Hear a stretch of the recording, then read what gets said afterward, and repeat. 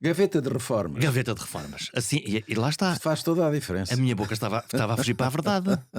Sim, mas a gaveta de reformas significa que contém memórias de reformas fracassadas e memórias de reformas sucedidas, bem-sucedidas. O que é que faz a diferença entre uma reforma bem-sucedida e uma desgraça que Muitos não sai da gaveta? fatores, alguns controláveis e muitos incontroláveis. Os controláveis são a preparação.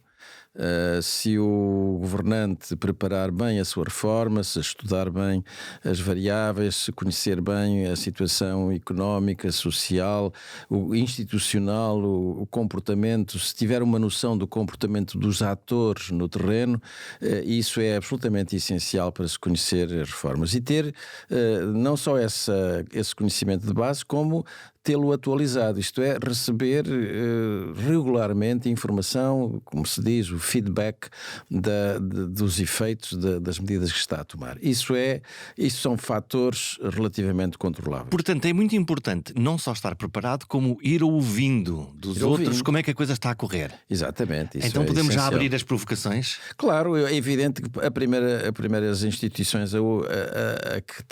que os reformadores têm que ouvir são os mídia, não é? Naturalmente. E há ou não há a tendência dos decisores, quando estão em posições como a posição de Ministro da Saúde, mas uma outra qualquer, de irem eliminando aquilo que são vozes mais críticas, mesmo no seu círculo, e rodeando-se de: sim, Sr. Ministro, tem toda a razão, Sr. Ministro. Isso é absolutamente verdadeiro e é biológico. É um comportamento natural da espécie humana. A espécie humana aproxima-se de das pessoas e dos lugares onde se sente proteção. E, portanto, rejeita os lugares onde se sente perigo, onde se sente agressividade, onde se sente que não há empatia. E isso é terrível, porque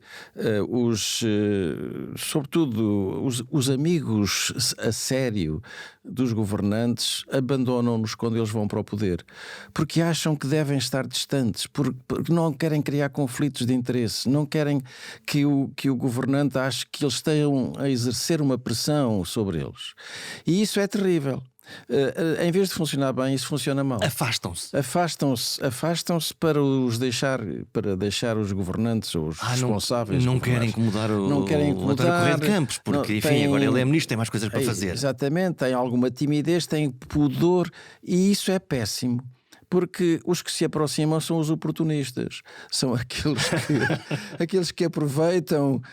Se o ministro é um early bird, isto é, uma pessoa que se levanta cedo, eles aparecem às 8 horas no gabinete com um papelinho para despacho. Se é um indivíduo que fica até às 8, 9 horas da noite, aparecem a essa hora com ar simpático perante um ministro completamente fatigado, passam-lhe a manteiga possível e sacam-lhe o despachozinho no papel. Isto, claro, é evidente. Estou a caricaturar uma situação, mas esta situação eu sei que existiu perfeitamente. Isso é quase sinistro, quer dizer, esta ideia de que existe alguém a ver o custo-oportunidade e claro, chega e diz... Estudar o momento. E o perfil, não é? E o perfil, exatamente. Mas isso existe em todas as cortes, não é?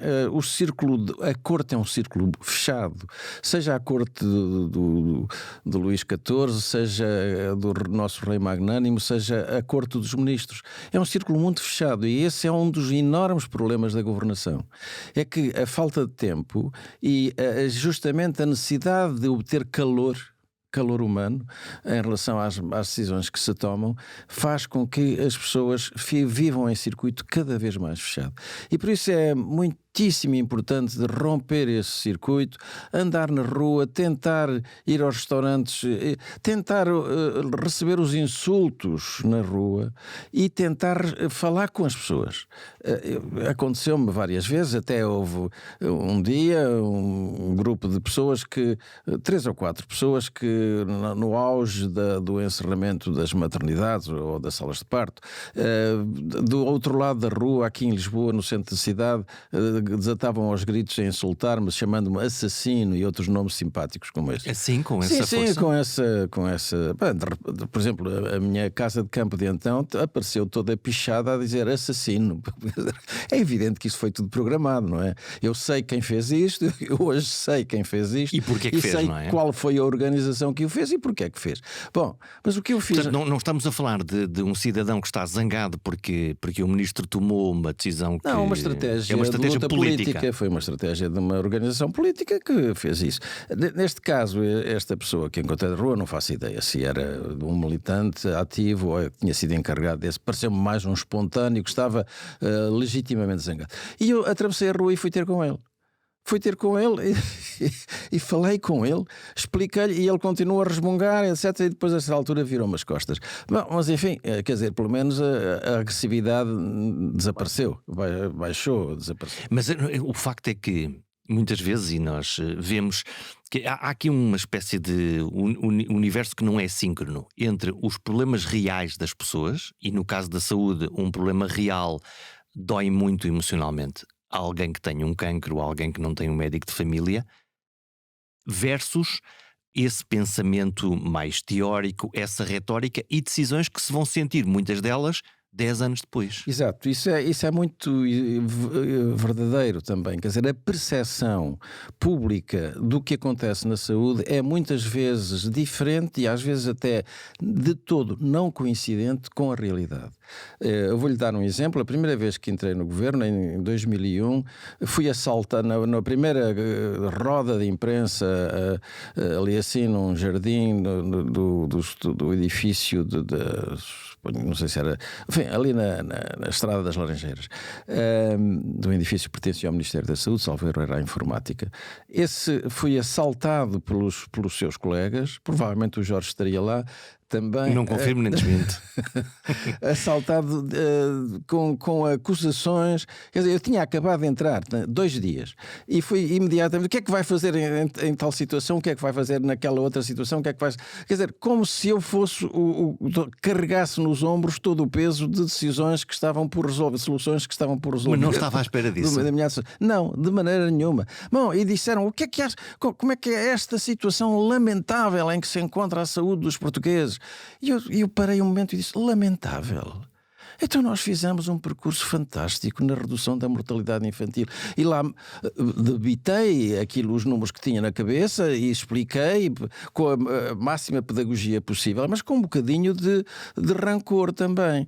Expliquei que era completamente falsa essa percepção. Os senhores estão a espalhar uma ideia que não corresponde de todo à realidade.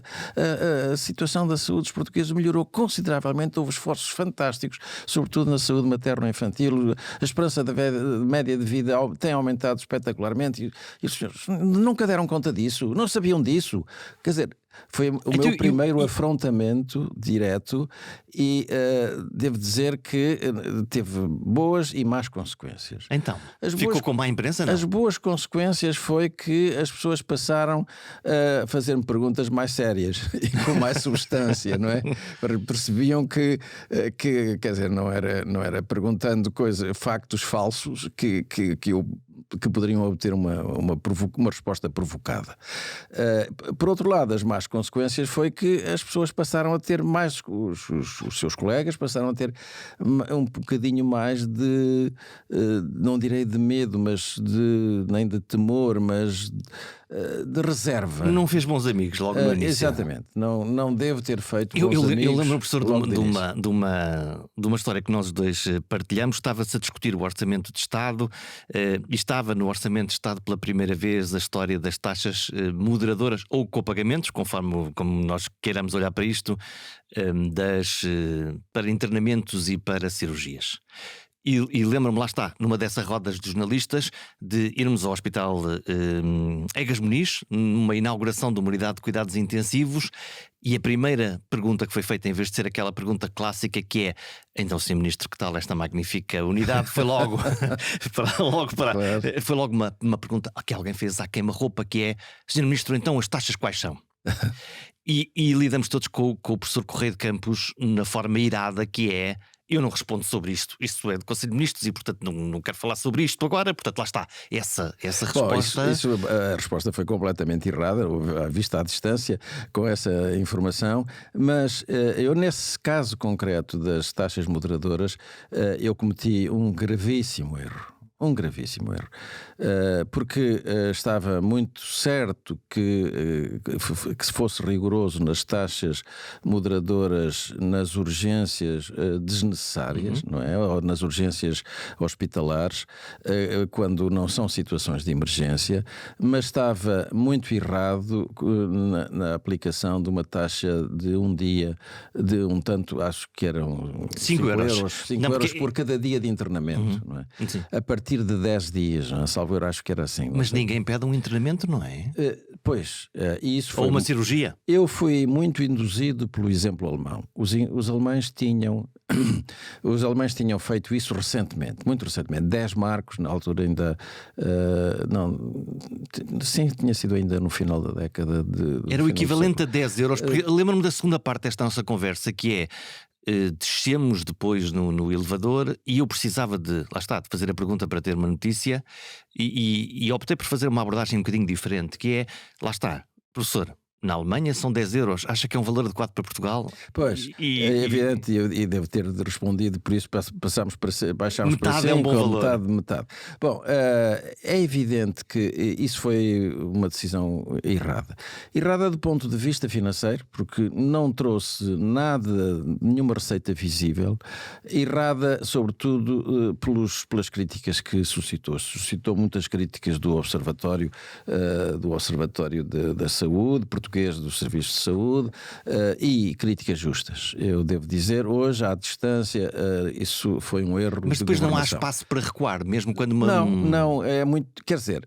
Hoje é mais fácil recuar, porque há muita gente a recuar, não é? Os políticos hoje muito facilmente recuam. Mas quando se está num caminho, não era esse o caso, mas quando se está num caminho de reformas, como foi o caso, por exemplo, das urgências, ou do encerramento dos SAPs e da concentração das salas de partos, aí era impossível recuar. Era impossível recuar, porquê? Porque se eu recuasse num sítio, tinha imediatamente, no dia seguinte, no meu gabinete, todas as pessoas que achavam que a mãe tinha direito ao mesmo recuo. Desmoronava-se qualquer reforma. De maneira que aí era absolutamente necessário ter um dique e manter a guarda sempre. Recebeu muitos telefonemas, imagino, das câmaras municipais, por exemplo. Não, as relações com as câmaras foram sendo progressivamente aperfeiçoadas.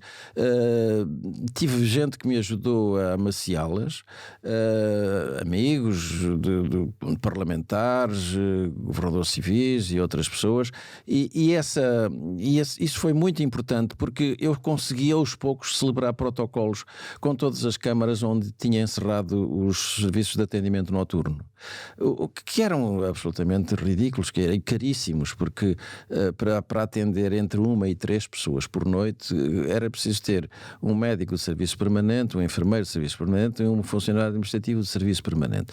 E tínhamos que ter, e isso custava não sei quanto já, cada uma dessas consultas custava mais de 1.000 euros. E portanto era... Vendo por esse prisma, lá está o custo e eventual irracionalidade disto, mas vendo na ótica do cidadão que tem ali um socorro ao quem me acode, é também uma sensação. Isso é só aparente, porque na ótica, assim, é evidente, o cidadão quer ter o Hospital Santa Maria ao pé da porta, não é? E tira-me uma coisa, qualquer não é? Cidadão, e se não, já que não pode ser o Hospital Santa Maria, pode ser um hospital distrital. Já que não pode ser um distrital, um dos antigos concelhos ou os centros de saúde. Já que não pode ser, então que tenha o serviço de atendimento permanente. Só que o serviço de atendimento, os meios de que dispunha o serviço de atendimento permanente, que era apenas um médico, não tinha nenhum meio complementar de diagnóstico, não tinha nem, quer dizer, às vezes nem sequer tinham meios de transporte para levar o doente para uma situação, para um hospital de referência.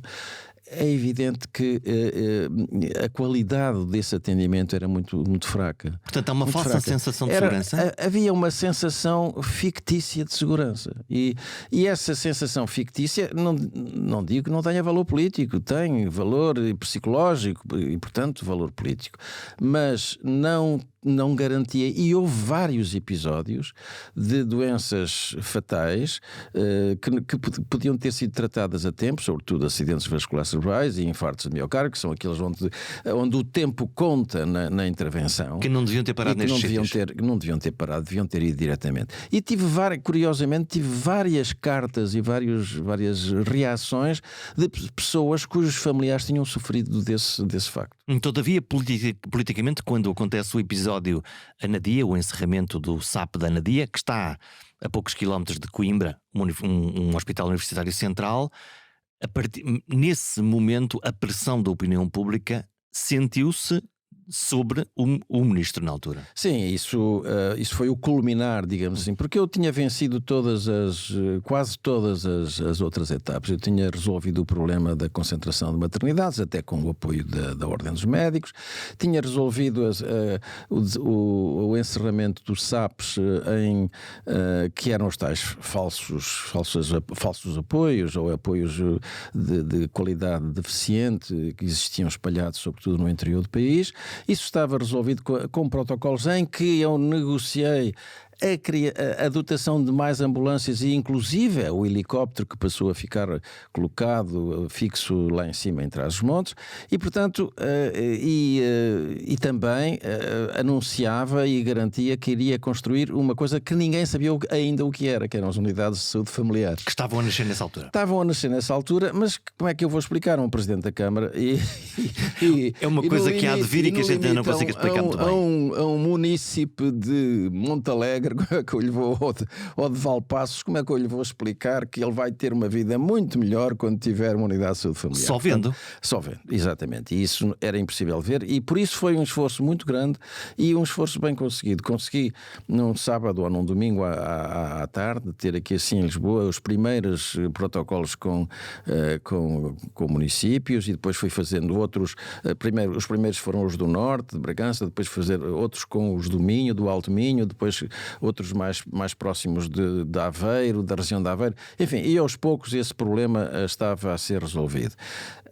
O que não estava a ser resolvido, o que não ficou por resolver foi 2 ou 3, salvo erro, 2 hospitais que não tinham qualidade nem tinham meios suficientes para e eram claramente redundantes, que era, salvo erro, o Peso da Régua e redundantes, tendo em conta que se tinham a proximidade, tendo em conta a proximidade e sobretudo tendo em conta que havia, no caso do Peso da Régua, havia um hospital de boa qualidade em Vila Real e estava a iniciar a construção um hospital também em Lamego, o novo hospital de Lamego. A tal corda do Douro de que falava exatamente. muitas vezes. A corda sul do Douro. A corda sul do Douro, não é? Como a zona, a par desta zona sudoeste do Alentejo litoral, que está a 2 horas de distância de uma urgência, e as pessoas não têm bem essa noção, que é um sítio mais complicado, difícil, não é? Essa é mais difícil, mas é menos visível, é menos vocal, não é? Porque há menos gente e há menos preocupação, portanto, mas essa é mais difícil de resolver do ponto de vista técnico. Bom, e portanto o que houve ali em Anadia foi que, e eu cometi aí erros graves, quer dizer, é evidente que tinha uma aliança vodka orange, se podemos falar assim, uma aliança entre um ativista do PCP local e o Presidente da Câmara, que era do PSD, que juntaram esforços, ambos interessados em destruir a credibilidade do Ministro. E eu tive algum erro, tive um ou outro contacto telefónico, quer dizer, fiz várias tentativas de negociação com essa pessoa, através do Presidente da Administração Regional do Centro. Tentativas infrutíferas. Ele foi lá umas 7 ou 8 vezes e não conseguiu demover a pessoa para que ele percebesse minimamente o racional da questão. E talvez eu devesse ter ido lá. E por acaso, houve até um momento, olha, na véspera de eu sair, houve um momento em que um município de uma cidade perto, vizinha, do PSD, veio ter comigo e, quer dizer, que eu visitei, no final da visita chamou-me à parte e disse-me: olha, eu posso intermediar a sua negociação com o meu colega Presidente da ANADI. Pareceu um anjo da guarda. E não o ouviu? Ouvi, claro, eu disse, mas estou interessadíssimo nisso. Só que no dia seguinte saí do governo. Como é que foi essa saída? Falou com o Primeiro-Ministro?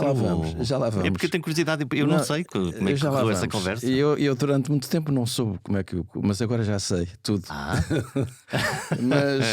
Mas essa, portanto, o que se passou, vamos só encerrar a Anadia. A Anadia passou a ser, a certa altura, uma espécie de altar da pátria onde todas as queixas de todos os partidos contrários ao partido maioritário, que era o Partido Socialista na altura, se vinham apresentar. Passou a ser simbólico. Passou a ser simbólico. Vieram lá todos os líderes partidários.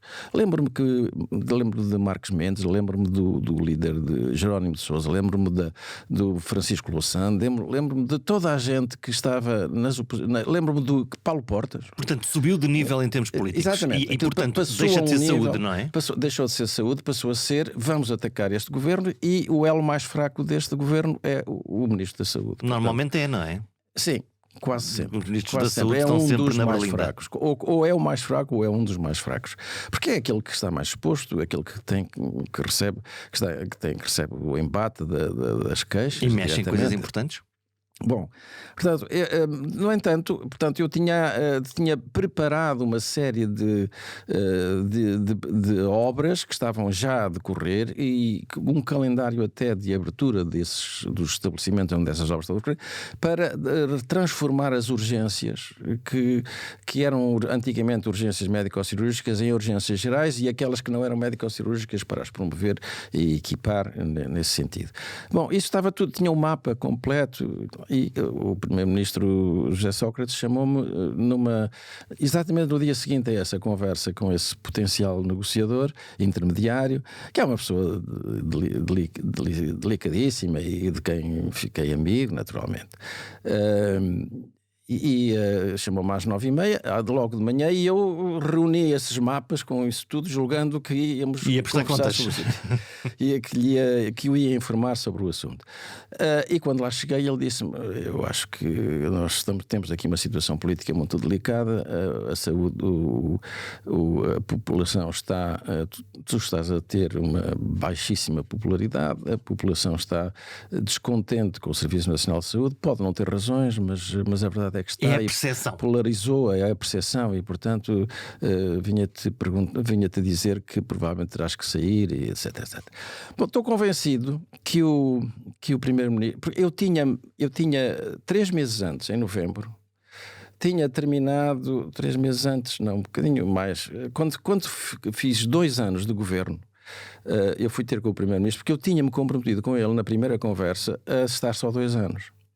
E fui ter com ele e disse-lhe: terminaram os 2 anos, eu já fiz praticamente as reformas todas que precisava fazer, a lei dos cuidados continuados foi feita, a legislação das unidades de familiares foi feita e já tinham aberto umas 50 ou coisa no género, e portanto a situação financeira está controlada, conseguimos passar 3 anos na altura 2, sem orçamentos suplementares e, portanto, como eu me comprometi 2 anos, olha, venho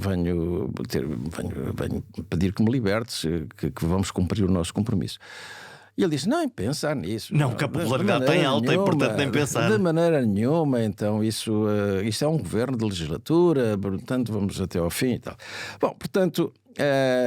mas assim que ele me disse, que ele me deu a entender que eu estava a ser prejudicial ao governo e, naturalmente, provavelmente ao país, e à popularidade do próprio Primeiro-Ministro, não é como é habitual. Evidente, eu disse: meu caro amigo, acabou, nem mais uma conversa. Eu trazia aqui os mapas dos centros de saúde, das urgências que vão abrir e tal, e o calendário respectivo. Isto foi em 30 de janeiro de 2008. Acabou, não mais. Bom, durante muito tempo eu sabia que a popularidade era baixa, mas quer dizer, é a tal distância a que os governantes se encontram na percepção. É difícil perceber isso, não é? Era muito difícil. Quer dizer, eu via as popularidades baixíssimas, mas enfim, achava que isso que era natural e que quem quer fazer reformas tem que ser impopular, não é? E, portanto, admiti sempre que isso seria um custo político indispensável. Lá vai isso depois contra aquela ideia de ser acarinhado, de ver nos no jornal a seta que vai para baixo sempre todos os dias. Isso conta. O comentador Marcelo Rebelo de Sousa na altura. Não, o comentador Marcelo não foi muito. Foi mais da primeira vez que estive no governo. Depois eu escrevi-lhe curiosamente. Uma tática. Escrevi-lhe por 2 cartas. E depois, nesse segundo governo, ele praticamente só me fez uma bicada, entre aspas, e depois eu respondi e portanto, os ataques pararam. Não houve guerrilha. Não me posso queixar. De quem é que eu fiquei a desconfiar? Fiquei a desconfiar dos meus camaradas de partido. Dos próprios? Dos próprios. Fiquei a pensar, bom, isto era uma terça-feira, em que essa conversa com o Primeiro-Ministro, terça-feira logo pela manhã. Às segundas-feiras havia a reunião geral, a reunião do Inner Circle do Primeiro-Ministro com os ministros do grupo mais restrito e com... Eu nunca participei nesse. O centro político, no fundo, centro político, onde com mais 3 ou 4 pessoas de fora. Sim. O líder parlamentar e mais 2 ou 3 grandes figuras do Partido Socialista. Eu pensei, bom, ontem decidiram esta solução, portanto acabou, não há mais conversa, está resolvido. E fiquei durante muito tempo pensando que tinha sido esse o núcleo. E tentei várias vezes perceber o racional. Porque não percebia. Tentei várias vezes perguntar ao Primeiro-Ministro, mas depois apareciam sempre outras pessoas e era uma conversa tão íntima que não dava para partilhar. E... portanto, fiquei sem saber mesmo já na altura em que eu estava no Parlamento Europeu e ele estava a estudar em Paris, eu encontrei-me com ele 2 ou 3 vezes e houve um momento quase em que chegámos, mas estava outra pessoa na sala e, portanto, achei que não devia. Bom, devo dizer, isto afinal era um segredo de polichinelo. Porquê? Porque o Presidente da República, Dr. Cavaco Silva, publicou no primeiro volume das suas memórias a história toda. Tem 8 páginas que são dedicadas a esse incidente. E o que é que lá se diz? O que lá se diz é que foi ele que fez a pressão para eu sair. Por aí simplesmente. E eu não fazia a menor ideia, não sonhava sequer, na altura, nem sequer o Primeiro-Ministro, devo dizer-lhe, em honra, em nome digamos assim, da verdade, porque é um comportamento de Estado, o Primeiro-Ministro nunca me disse isso. Nunca disse? Olha, foi o Presidente da República Exatamente. que não está a gostar disto ou daquilo. Nem na altura, nem mais tarde.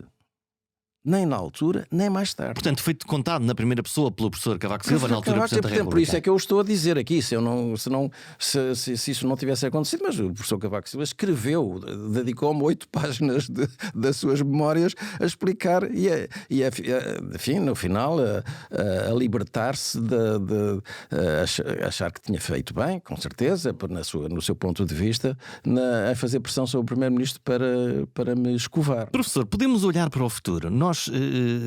Os blocos de partes é uma coisa curiosa porque desde Leonel Beleza até agora com Manel Pizarro isto parece o assunto que acompanha todos os ministros. É uma coisa muito curiosa, não é? É muito emotivo, é muito emocional. Eu recebi na altura amigos que tinham nascido em pequenas maternidades e disse, olha, vê lá, meus colegas de faculdade e amigos de vida. Amassa-nos emocionalmente o tema? Muito, muito, muito marcado. Tinham sido solicitados pelos munícipes e pelas pessoas influentes da terra. Tu conheces o ministro, vai lá, vê se o convence. Eu expliquei que não era, porque não era um problema de dinheiro, era um problema de qualidade. É preciso ter mão, é preciso fazer um número mínimo de partes para conseguir nascer bem. Evidente, é um problema de adestramento, não é? Então, esta situação é bizarra, que é, como é que num país cada vez tecnologicamente mais avançado, onde a mortalidade infantil está em níveis extraordinários, cada vez nascem menos crianças e nós estamos a discutir um problema de blocos de parto. Isto não faz muito sentido, não é? Pois não, mas é muito... A curva devia resolver-se quase sozinha. Sim, mas é muito emocional e sobre isso também aparece o outro elemento emocional, que é o esvaziamento do interior e da periferia, não é? Isso é um outro elemento emocional. E tornou-se emocional porque os políticos têm recusado resolvê-lo, não é? Ao fim e ao cabo.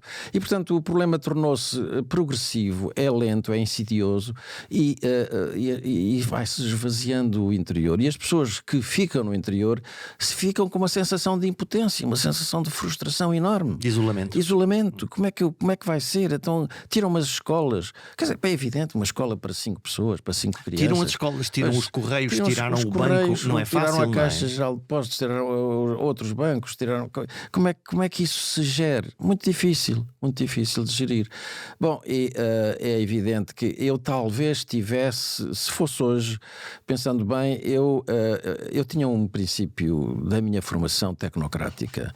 Eu respeito totalmente as orientações técnicas. Se há uma comissão que eu nomeio, constituída por gente de alta capacidade, que me recomenda tecnicamente um determinado caminho, eu procurava segui-lo. Não há tentação de colocar na gaveta, lá está. Não, quer dizer, aí está a minha costela de baixa dominância política, de alta dominância técnica. Oh meu Deus, eu ponho isto aqui público e isto vai ser o fim do mundo. Não, porque na minha formação, os aspectos de qualidade, os aspectos tecnocráticos são muito mais importantes do que tudo o resto. Quer dizer, eu era um tecnocrata. Portanto, há um choque entre a racionalidade da coisa e a emoção da coisa. E a emoção.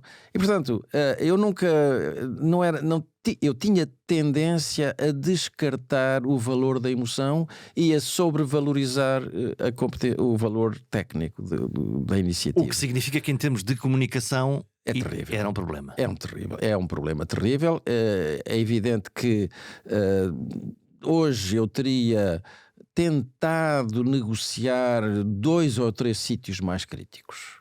Não muitos mais. Para baixar essa temperatura. Para baixar essa temperatura. Teria tentado negociar. Mas eu também sabia pouco de técnicas negociais na altura. A sério? Sim. As técnicas negociais.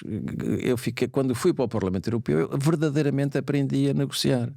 Porque nós não temos formação de negociação na vida política. No Parlamento Europeu tudo é negociado com toda a gente e é difícil, não é? Tudo Com é 27 Estados. E aí temos uma instância abaixo de nós que são os nossos assistentes que preparam todo o trabalho de casa e que preparam os tópicos de negociação possível, onde é que eles podem ceder, os outros podem ceder e nós onde é que temos que ceder. Isso é uma coisa muito profissional. Muito profissional, muito, quer dizer, é como deve ser, não é? E cá não tínhamos esse nível.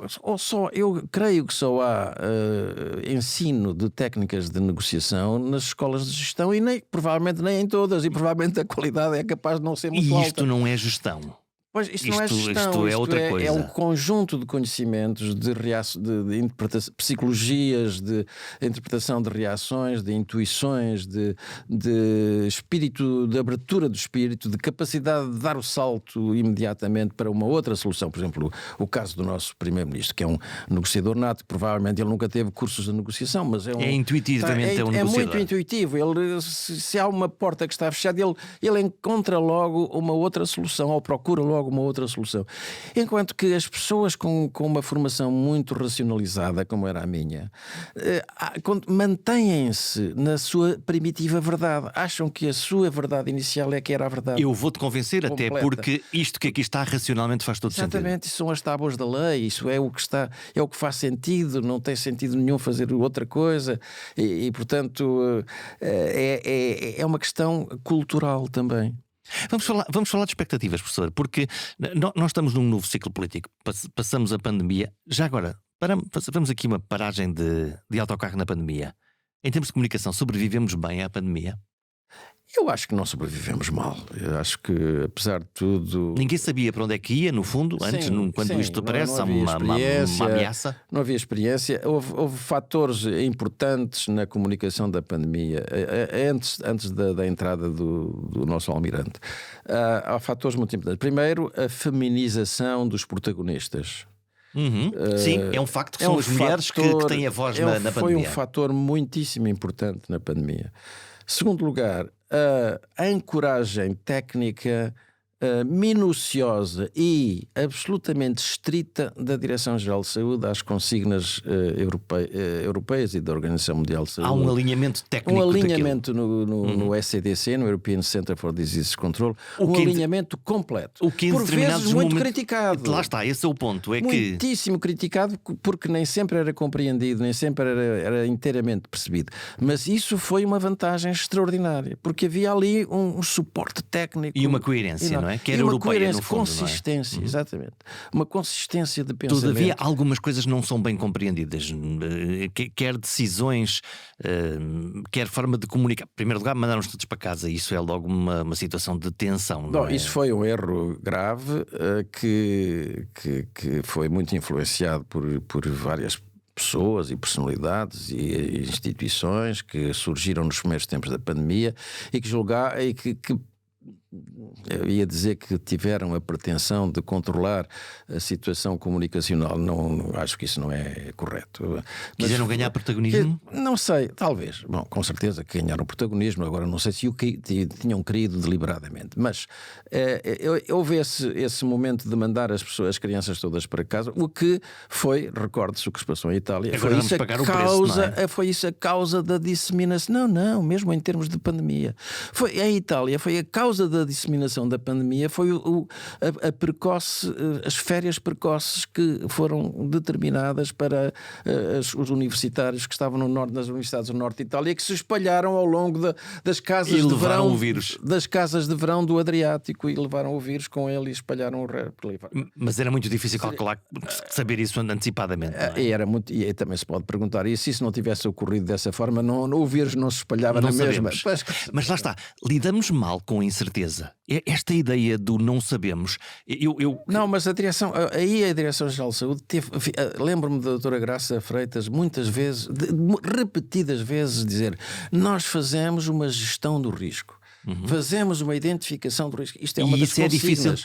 Uma das consignas do ECDC e da Organização Mundial de Saúde é identifiquem os fatores de risco e tentem medi-los, tentem avaliá-los. Vamos justapor aqui três coisas. Por um lado, comunicação técnica, lá está, baseada na evidência. Por outro lado, comunicação política e, por outro lado, saúde. Esta conjugação pode ser explosiva, porque se o técnico defender uma coisa que o político acha que não pode ser bem compreendido, para o bem e para o mal, se quer para fechar o país, quer para abrir o país, ou várias discussões sobre isto. Tendo em conta o que se passou, nós só podemos admitir que se cometeram erros naquele Natal de 2020 em que se admitiu que se podia abrir uma exceção, como se a pandemia nos permitisse uma exceção para celebrar o Natal. Lá está, mas era o Natal, não é? Mas era o Natal e a popularidade e as questões. Portanto, esse talvez tenha sido o principal erro. E esse erro foi político, não foi técnico. Sim, porque os técnicos diziam, cuidado, juízo. Os técnicos repetidas vezes chamaram a atenção para isso. E depois tivemos aquele janeiro pavoroso, não é? Se juntou todas as coisas. Vamos olhar para o futuro e vamos falar de expectativas. O ciclo mudou, temos um novo elenco governativo, mas temos principalmente uma arquitetura nova do sistema, com um CEO que vai gerir o sistema. Que caderno de encargos é que está em cima da mesa? Porque parece-me que a expectativa é muito elevada. A expectativa, aí não houve uma gestão mediática da expectativa, porque se deixou que a expectativa subisse a níveis muito altos. Como se fosse possível, através de uma simples reforma administrativa, resolver problemas de fundo. Porque os problemas são difíceis, não é? São muito complexos e muito, muito difíceis. Portanto, aí talvez...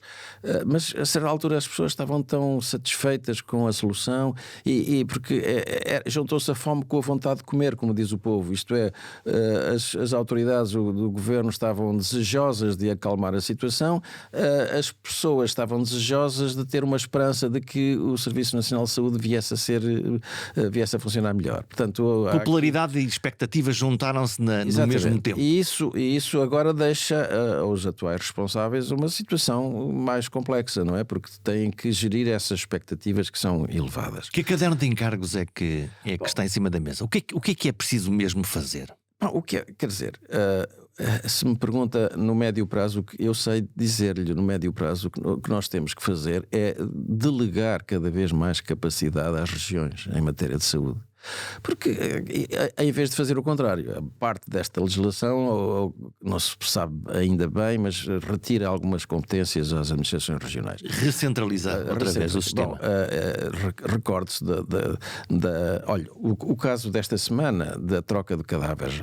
Eu não sei, mas quer dizer, tem algum sentido esse problema vir cá acima ao escalão político principal, suscitando que as oposições, claro que as oposições estão no seu papel, chamam à Assembleia o Governo por causa de uma troca de cadáveres que resultou de um erro... De um procedimento local. De um procedimento local. Que devia ser pensado e refletido naquele sítio, naquelas condições particulares. Sim, mas que nunca tinha acontecido, pelo menos visivelmente, nunca tinha acontecido, mas porventura aconteceu. Lá está naquela o altura. elemento emocional outra vez, Evidente, não é? Que é evidente. tremendo. Bom, portanto, em Espanha, por exemplo, quando eu falava com a minha colega Helena Salgado, ministra de Espanha, lhe contava as minhas atribulações e perguntava: tu não tens problemas quando racionalizas serviços, sistemas?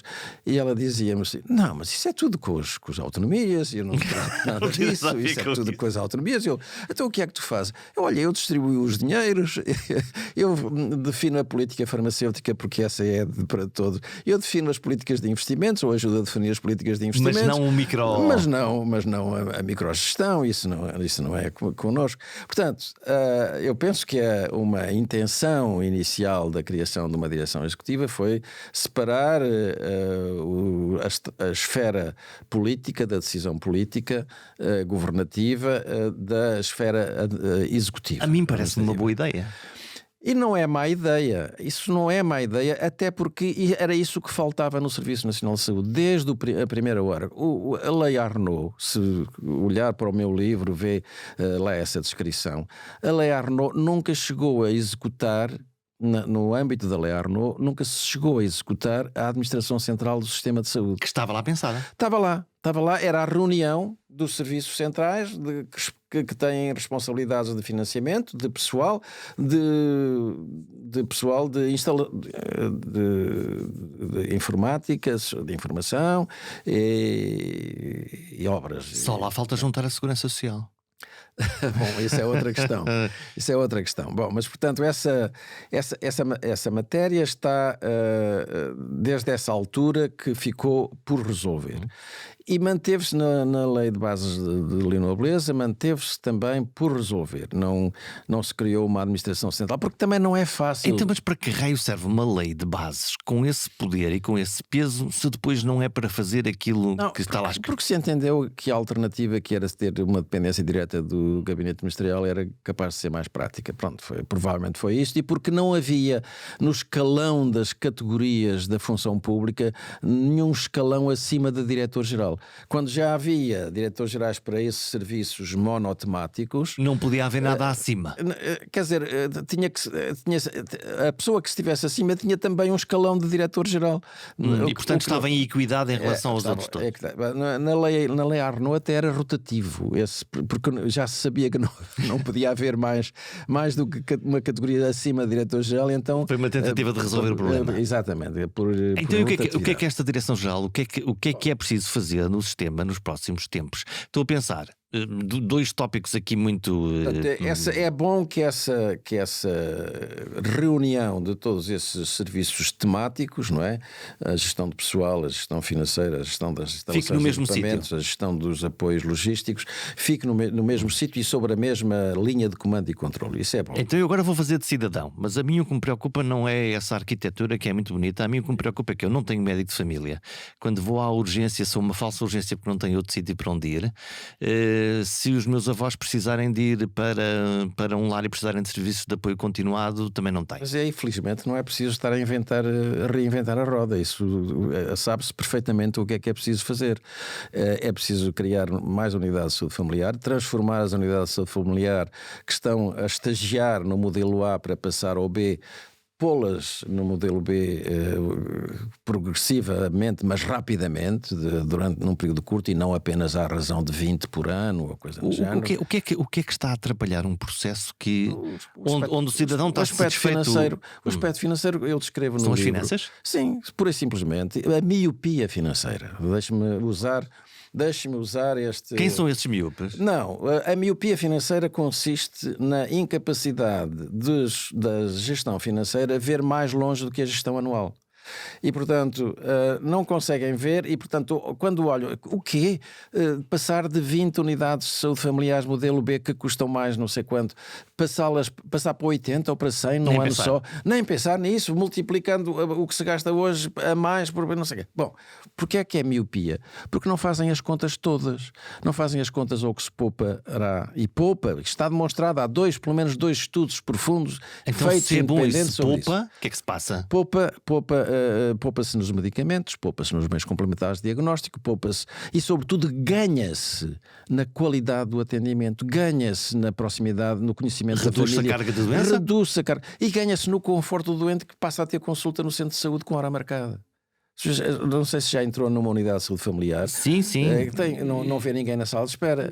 Não, aquilo funciona. Esse é que é o ponto. Por isso a minha perplexidade que é, se até financeiramente é uma coisa que acaba por se justificar, se tem ganhos para os utentes, tem ganhos para os profissionais, se é organizado e resolve um problema... Pura miopia política. Precisamos de um oftalmologista para resolver isto. É a única maneira. Não, precisamos de um impulso político que diga assim, quer dizer, a demonstração está feita, existem pelo menos 2 estudos feitos por equipes diferentes e ambos independentes que demonstram os ganhos que há na solução. Não são ganhos no ano, são ganhos à distância, é evidente. E é isso que, quer dizer, e quando o Ministro das Finanças é responsável pelo ano, não é responsável pelos anos seguintes. Claro. Não é? Portanto, e está preocupado com o déficit e com a dívida pública. Absolutamente, é essa a lógica. Portanto, todos os ministros das Finanças são todos eles relutantes a assumirem responsabilidades que vão para além de um ano. Ou melhor, que lhe podem estragar as contas ou fazer perigar as contas do ano em que estamos, mesmo que com isso resultem ganhos fantásticos. Sejamos honestos, a saúde também raramente justifica o dinheiro que gasta. E nem sempre cumpre a sua promessa. Recebe um orçamento e depois gasta mais do que o que tem para gastar. Não, gasta mais do que tem para gastar porque o orçamento que recebe é normalmente inferior sequer à execução já prevista para o ano em que se discute o orçamento. E todos sabemos isso. Todos sabemos isto. Atenção, nos 3 anos em que eu estive no governo isso não funcionou. E este ano, este orçamento... Pelo menos este orçamento é superior, não sei se 15 mil milhões de euros. Quase 3% superior ao orçamento estimado para o fim deste ano. Porque é muito fácil dizer que o orçamento do próximo ano é superior ao deste ano, porque o orçamento deste ano é um suborçamento. Claro. E há 10% de inflação também aí. As comparações têm que ser feitas com o orçamento deste ano realmente executado, ou pelo menos uma estimativa da sua execução. É uma frase do professor: as finanças não confiam na saúde. Exato. Então, porquê? Tem razão ou não tem? Em primeiro lugar, eles têm razão ou não têm razão? Esta nossa conversa documenta bem isso. Quer dizer, é preciso que a saúde seja capaz de explicar às finanças que o investimento inicial se traduz neste caso, e noutros, mas neste caso se traduz em poupanças no futuro. E ganhos para a economia também, depois de forma indireta. E ganhos para a economia, e ganhos para a qualidade da vida dos doentes, sobretudo para os doentes, não é? É muito difícil explicar isso às finanças porque as finanças não têm contraprova. Mas quem é que me diz que isso é verdade? Não dá para fazer metade do país sem serviços de saúde e outra metade como é evidente, não é? Um estudo caso-controle, não é? Quer dizer, aqueles que servissem de... Portanto, só podemos comparar o bom com o muito bom. E isso é visto na ótica de quem olha apenas para o fator dinheiro como... lá estão eles a ter uma despesa outra vez. A sua responsabilidade. Portanto, é preciso ter uma noção, é preciso ter um trabalho é preciso gozar de uma confiança tão grande junto do Ministro das Finanças e do pessoal das Finanças, e nem quase nunca são os ministros e os secretários de Estado os grandes oponentes a estas reformas. São os serviços? Exato. São os serviços, como em todos os países do mundo. Os serviços são conservadores, os serviços não querem a incerteza. Quem são esses guarda-livros? São os serviços respectivos, os serviços que tratam dos orçamentos, etc. Portanto, essas pessoas que estão há muitos anos são os chamados, que antigamente se chamavam o pé de chumbo. Mas ouvi dizer... As pessoas que estão ali há muitos anos, não é? Mas ouvi dizer que um tal de professor Correia de Campos, percebendo isso, e quando foi para ministro... foi às finanças buscar uma pessoa. Para quê? Para garantir esse diálogo? Não, atenção, não é isso, não é exato. Eu não fui às finanças buscar uma pessoa. Eu fui buscar uma pessoa para secretário de Estado que conhecia muito bem esse assunto, que era o Francisco Ramos, que tinha sido secretário de Estado várias vezes. E criou essa ligação. E que tinha tinha trânsito, digamos assim, tinha um trânsito aberto nas finanças. As finanças confiavam nele, sabiam que ele que era uma pessoa de boas contas e que nunca mentia, não é? E portanto isso é muito importante. Isso é reputação. Não, é o boa receio. Reputação. É o receio. Não, mas boa reputação, lá está. Desculpe, qualquer pai, neste caso o pai é o Ministro das Finanças, qualquer pai, se um filho lhe pede, pai, eu preciso de 10 mil euros. Bem, mas para quê? Pai, é para comprar uns livros que me vão projetar o meu conhecimento para milhas de distância. E o pai olha para aquilo e diz, mas quer dizer, como é que eu posso ter a certeza disso? Pai, não podes ter a certeza. E, portanto, só se existir uma relação de confiança pré-existente é que o pai lhe dá os 10 mil euros, não é? E depois vem perguntar, não é? E depois vem perguntar, então como é que gastaste estes 10 mil euros? O que é que estás a fazer e tal? Bom, mas isso foi feito, essa pessoa das finanças não foi uma decisão minha, foi uma decisão do Ministro das Finanças junto de todos os ministérios. Ele criou controllers. A palavra controlador? Exato, controller. Acho que na lei ficou controller. Portanto, ele... E estava aqui lá no gabinete? Estava em instalações no edifício do gabinete. E vinha fazer perguntas? Como é que era isso? Não, pedia aos serviços, pedia todo o material e nós religiosamente entregávamos. Tínhamos acabado de fazer um mapa mensal e imediatamente uma cópia vinha para o gabinete do ministro e uma cópia vinha para o controller. Logo ali. E não havia tensão? Nenhuma, porque o controller percebeu ao fim de 2 meses que os dados que nós lhe dávamos eram exatamente iguais àqueles que ele tinha, aos resultados que ele tinha alcançado. E, portanto, passou a haver uma confiança brutal, total, completa, não é?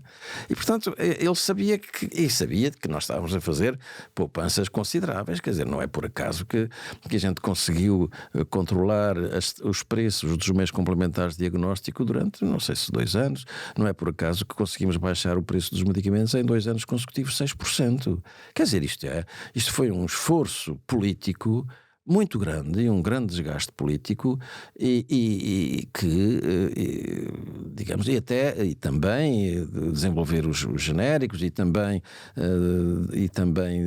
reduzir os medicamentos que estavam a 100%, passá-los para 95%, com exceção, mantiveram-se no 100%, os life-saving, aqueles que eram essenciais à sustentação da vida. E o controlador lá ficou satisfeito? Não, o controlador sabia, nós íamos-lo informando destas medidas todas, ele percebeu também, olhou para os números e viu que a fatura farmacêutica não estava a subir como no passado e que a fatura dos meios complementares de diagnóstico estava e portanto foi feita a prova do conceito e que os hospitais que eram visitados por equipes do próprio gabinete regularmente em reuniões quase de psicoterapia, em que essas reuniões eram duríssimas, porque nós levávamos, muitas vezes eu próprio ou os secretários de Estado levávamos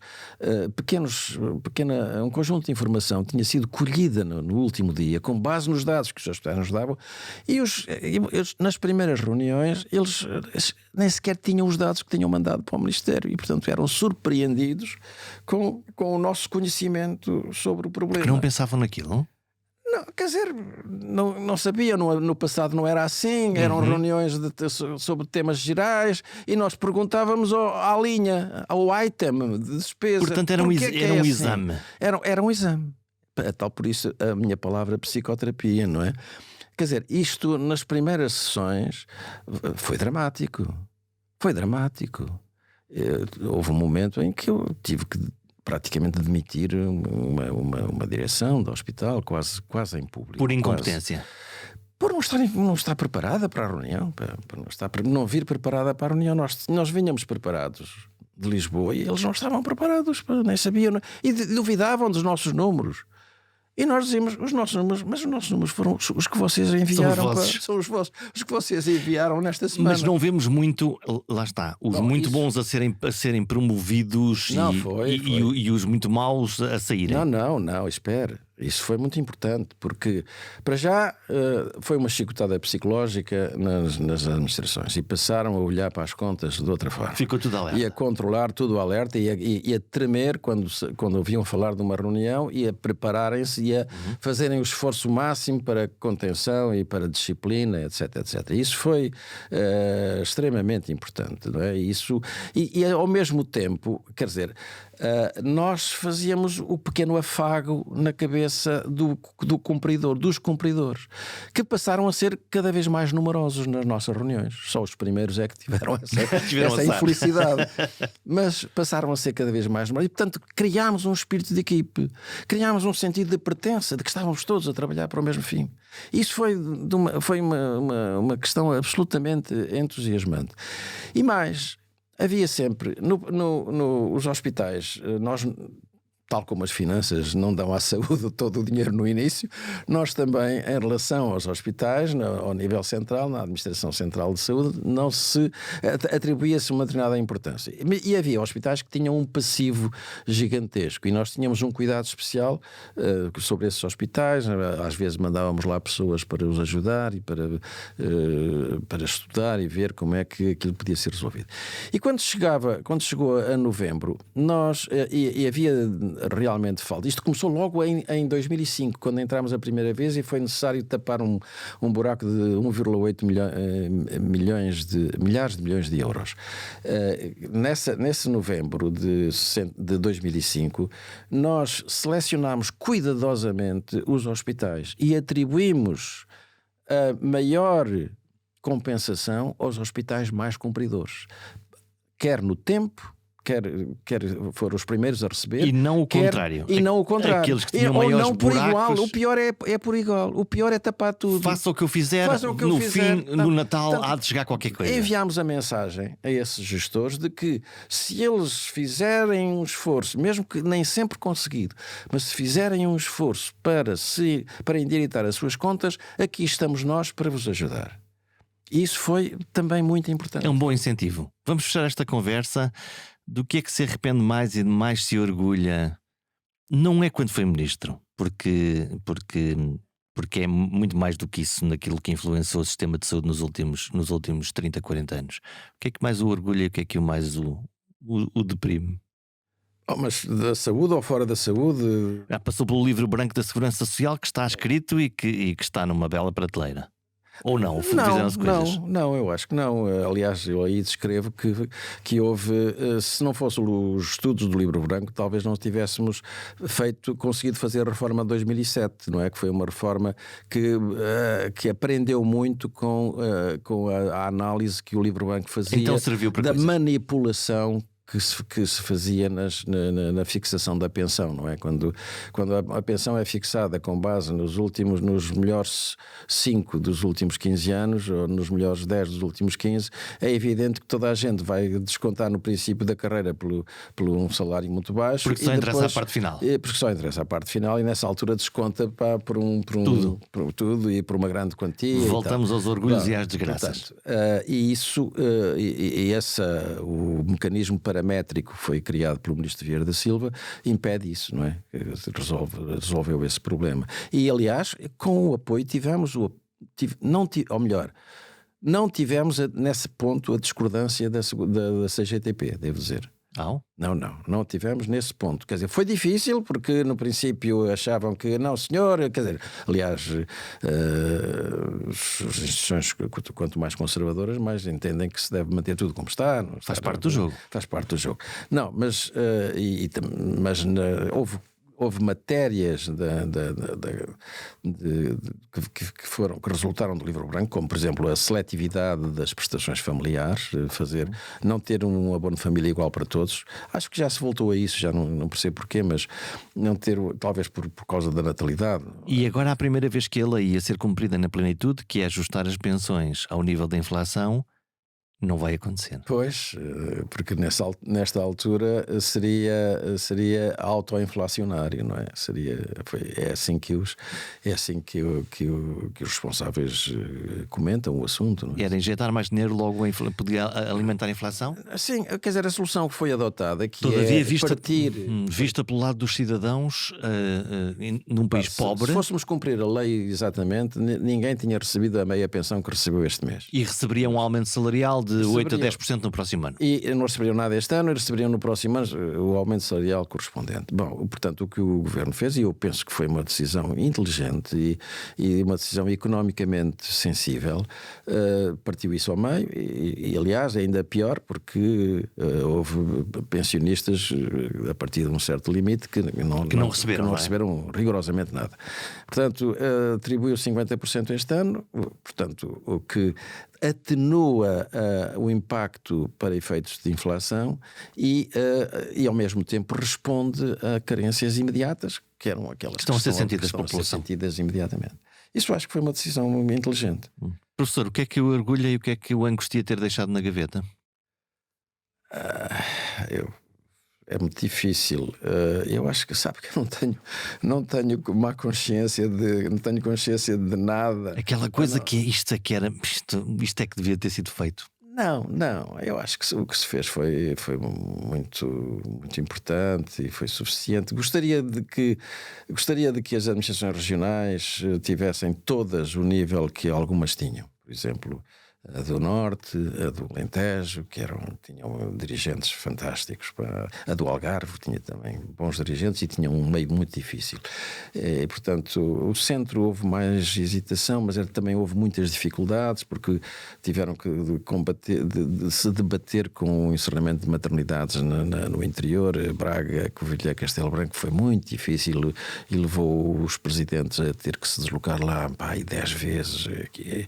As estradas, apesar de melhores, não eram famosas, e portanto, para mim o mais importante de tudo na saúde em Portugal é ter a um nível regional bons administradores, porque o país, quer a gente queira, quer não, em matéria de saúde é regionalizado.